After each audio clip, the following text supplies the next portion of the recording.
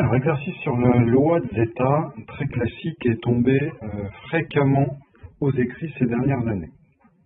Première question, pour quelle valeur de lambda peut-on définir une probabilité sur n étoiles P de n étoiles en posant P de singleton n égale à lambda sur n puissance S, S étant un réel strictement plus grand qu'un fixé, lambda étant un réel fixé.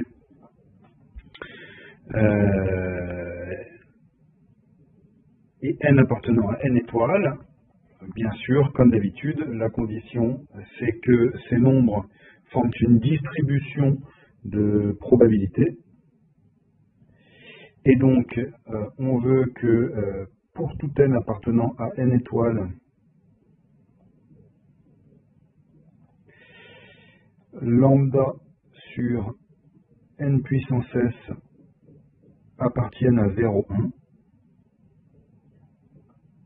et que la somme pour n allant de 1 à plus l'infini des lambda sur n puissance s soit finie et égale à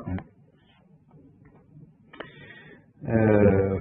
Et évidemment, il faut pour cela que la série converge. C'est une série de Riemann, donc il n'y a pas de problème de convergence parce que S est strictement plus grand que 1. Et donc, finalement, on a une probabilité, si et seulement si, lambda égale à 1 sur la somme pour n allant de 1 à plus l'infini des 1 sur n puissance s, c'est-à-dire 1 sur zeta de s, zeta de s étant strictement positif, il n'y a pas de problème pour ça.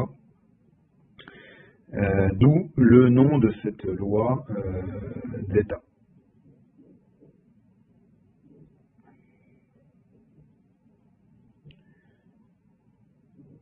Deuxième question.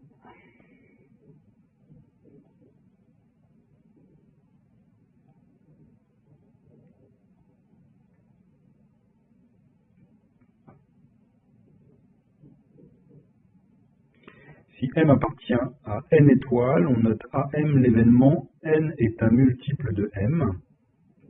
Déterminer la probabilité de l'événement AM.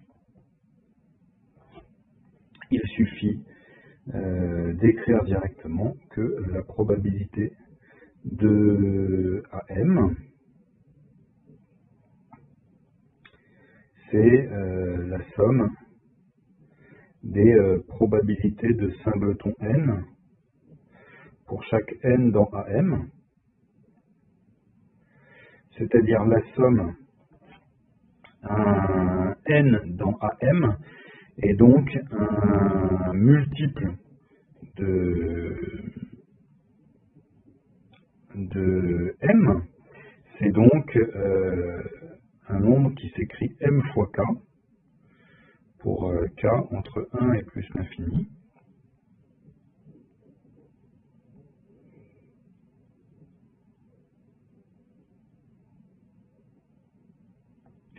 Et en remplaçant, on trouve la somme pour k allant de 1 à plus l'infini des lambda sur mk à la puissance s.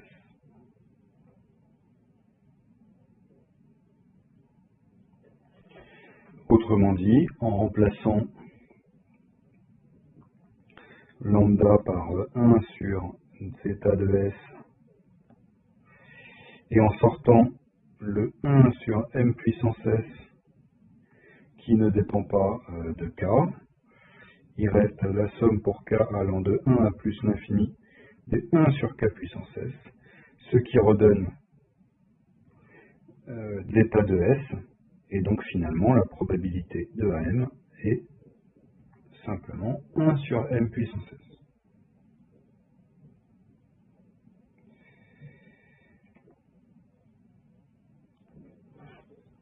Question 3, on note P, l'ensemble des nombres premiers, montrer que la famille des AP pour P appartenant à grand P est une famille d'événements indépendants.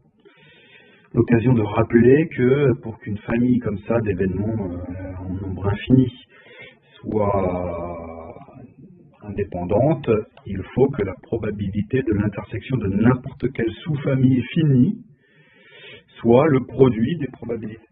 Donc on va se donner des nombres premiers en nombre fini, disons P1, Pn, qu'on va supposer distincts.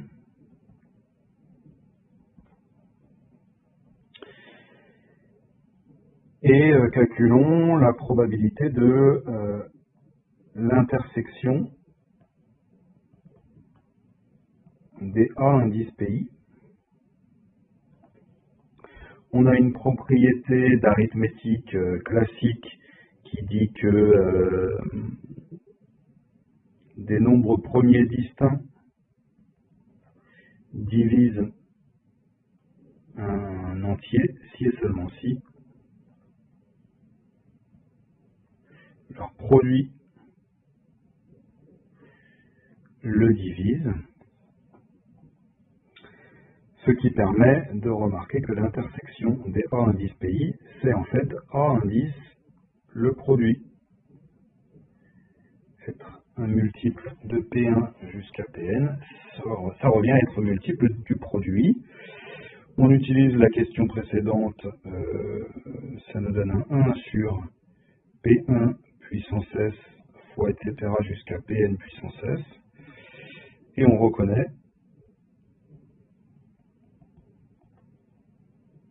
les probabilités, toujours d'après la deuxième question, de chacun des A indices PI.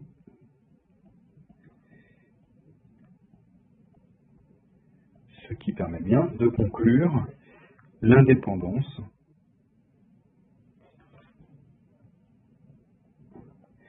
de la famille des AP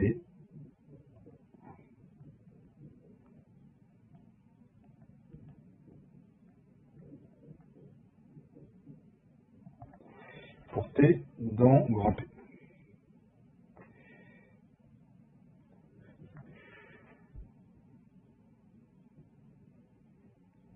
Question suivante. En déduire que le produit pour P dans grand P des 1 sur 1 moins P puissance moins S égale à zeta de S, une formule découverte déjà par Euler et qu'on retrouve avec l'indépendance de nos événements. On s'intéresse à produit pour P premier des 1 moins 1 sur P puissance S. Et on remarque que ça c'est le produit pour P premier des probabilités de l'événement contraire de AP.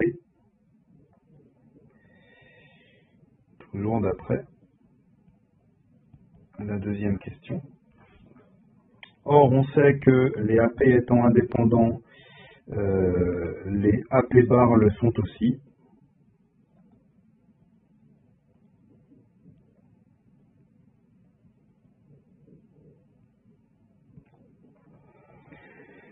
Donc, ce produit, c'est la probabilité de l'intersection des AP bar pour P premier.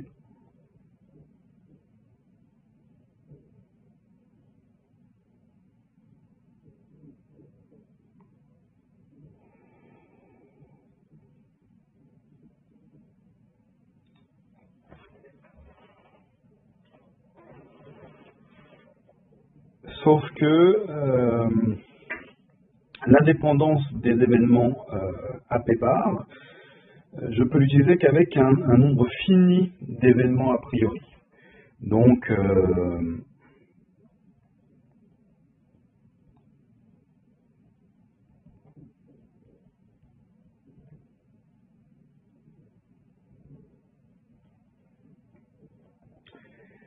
j'ai pas le droit d'utiliser cette égalité-là. Et je vais plutôt passer par un nombre fini d'événements. Donc je vais me donner ce que je peux faire, c'est que je peux ordonner les nombres premiers.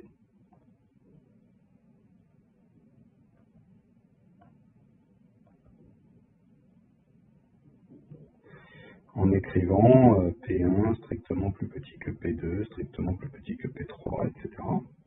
On reprend le calcul précédent avec seulement les nombres premiers P1, Pn, donc produit pour k allant de 1 à n des 1 moins 1 sur pk puissance s va être égal au produit pour k allant de 1 à n des probabilités de AK bar, et cette fois il est bien licite d'écrire que c'est la probabilité de l'intersection de tous les AK bar pour k allant de 1 à n, et on peut faire tendre n vers plus l'infini en utilisant la continuité décroissante d'une probabilité, pour dire que ça tend vers la probabilité de l'intersection de tous les AK bar. Alors pardon, c'était pas AK, c'était APK. APK. Et donc là, de tous les AP bar, pour P dans grand P, hein, c'est-à-dire les PK pour K allant de 1 à plus l'infini.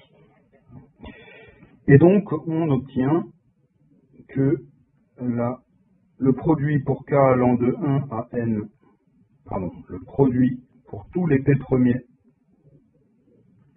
des 1 moins 1 sur P puissance S est égal à la probabilité de l'intersection de AP bar pour P dans grand P. La question qui se pose maintenant, c'est que signifie être dans l'intersection des AP bar pour P dans grand P,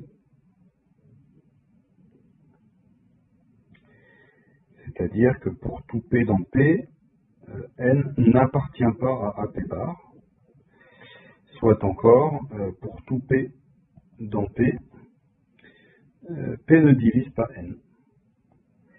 Eh bien, réponse, N étant dans N étoile toujours, le seul antinaturel non nul divisible par aucun nombre premier, c'est 1. Ce qui conduit finalement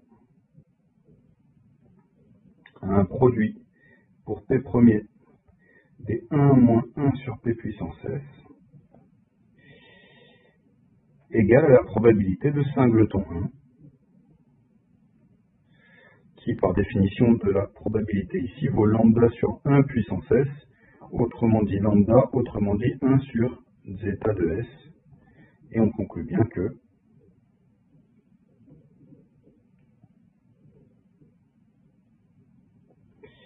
le produit pour P premier des 1 sur 1 moins 1 sur P puissance S égale zeta de S.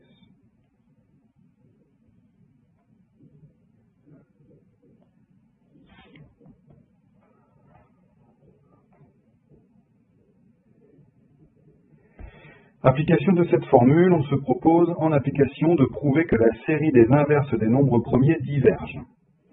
Un résultat qui n'est pas du tout évident à montrer directement, mais qui devient facile grâce à cette formule. La formule qu'on vient de démontrer. On raisonne par l'absurde en supposant que la série converge.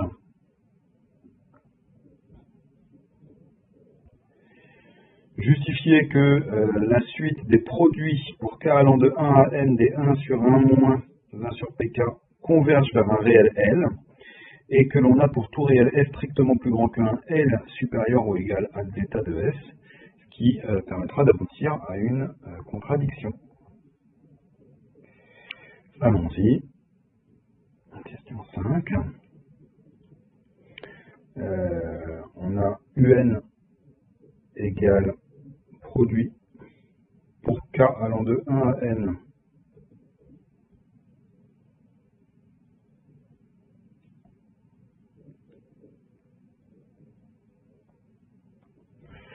des 1 sur 1 moins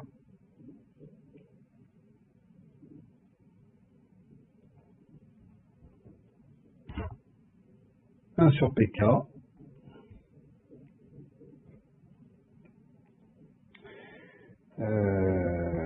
ce qui nous donne envie de nous intéresser à log de un égale à moins la somme pour k allant de 1 à n des logs de 1 moins 1 sur pk. On sait par ailleurs que 1 sur pk tend, quand k tend vers plus l'infini, vers 0, ce qui permet d'écrire que moins log de 1 moins 1 sur pk est équivalent, quand k tend vers plus l'infini, à 1 sur pk.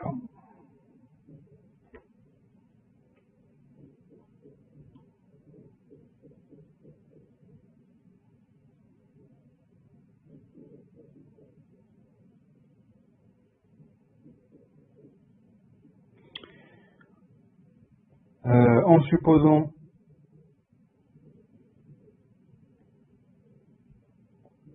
que la série des 1 sur Pn pour n supérieur ou égal à 1 converge, on a par comparaison de séries à termes généraux positifs que la série des moins log de 1 moins 1 sur Pn converge, autrement dit, la suite log de un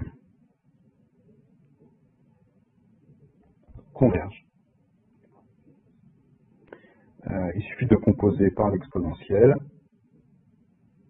ce qu'on peut faire, pour en déduire que un tend vers une certaine limite L, appartenant à R étoile plus,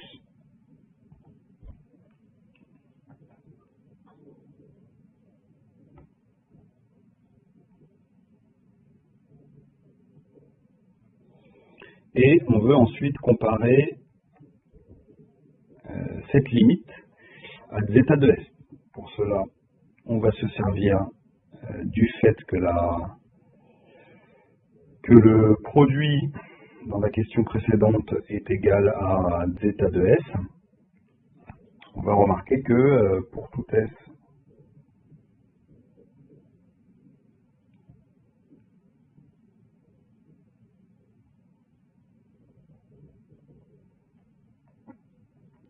strictement plus grand que 1, on a 1 moins 1 sur Pn inférieur ou égal à 1 moins 1 sur Pn puissance S, bien sûr Pn étant strictement plus grand que 1, c'est un nombre premier.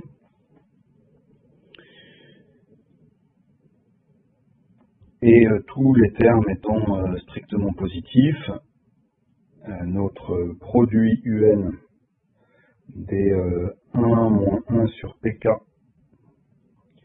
pour k allant de 1 à n va donc être supérieur ou égal au produit des des un, c'était le produit des 1 sur 1 moins 1 sur pk, donc ça va être plus grand que le produit pour k allant de 1 à n des 1 sur 1 moins 1 sur pk puissance s.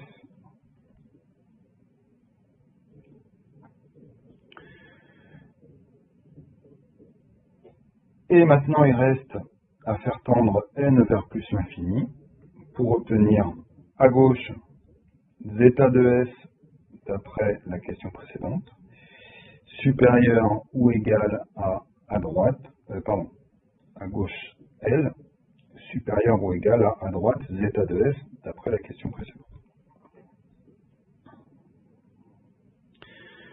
On veut en déduire une contradiction.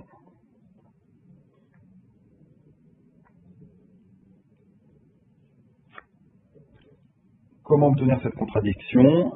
Une première façon de l'obtenir, c'est de démontrer que zeta de S tend vers plus l'infini quand S tend vers 1. C'est du classique.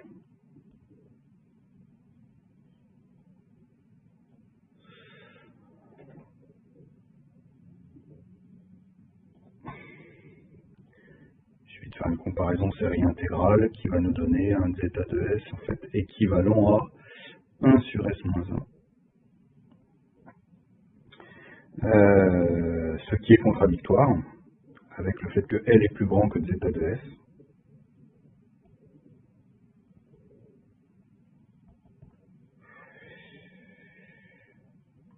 Autre rédaction possible. Remarquez que zeta de S est plus grand que la somme partielle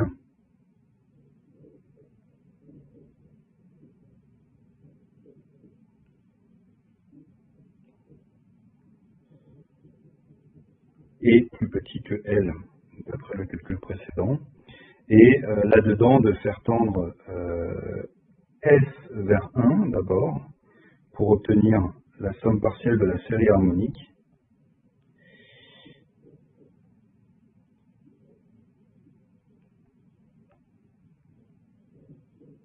Hn inférieur ou égal à L.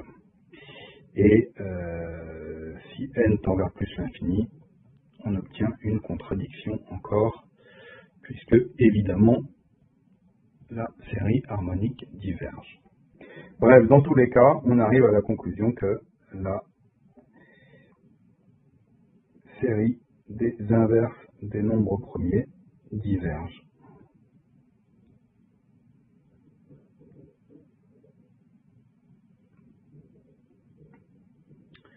Dit autrement,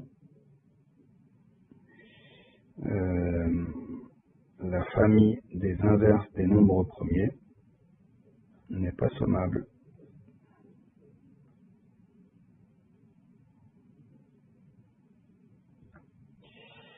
Et voilà pour cet exercice.